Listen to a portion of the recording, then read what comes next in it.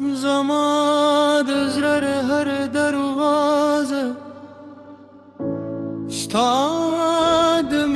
پارغ خلاص و است دروازه بند دی تیار تیار مایتان شب تا چی ویل ملګریو ما باور کړو پسپینو خبرو خو ستا د خندا تر شا پتی زما د ژوند تباهي وه باران لا اوس هم مریبي خو ته نشته زما سر ستا یادونه دوښکو سیلاب ډوب کړم په غم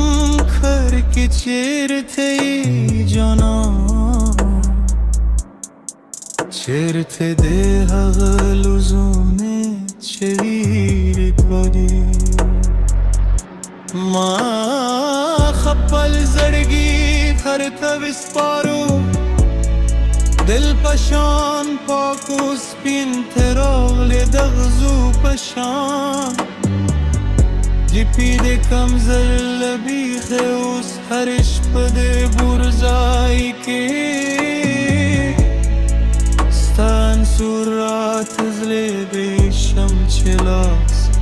دروا چون خوت خوبی خیالی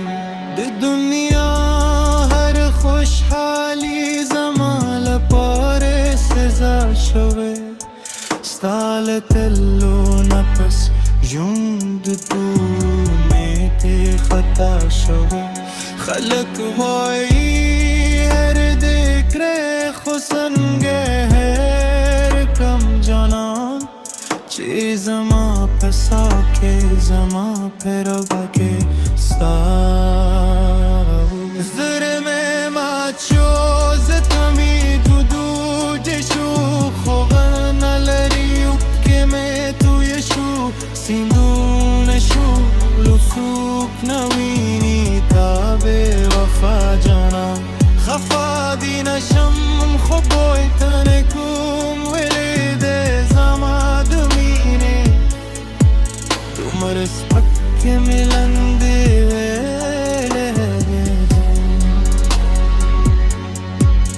یادشی هغه مایثام چې لاس په لاس دردی دوستا دویشتو بویدلو زما زړه ته سکون و ولدی زستایم ته زما یې دا دنیا د دواشه اوس هماغه دنیا خندي زما په لیونه تو بندی ساده کلیوس زما لپاره زندان شي هر ببره هر وونه ستاد نام هر منشو زوه برشم هلت هر شب استاد کور تر دیوال زرم وی چیغه خوالي مستونی که بنشو مرم وای زوی و دیکر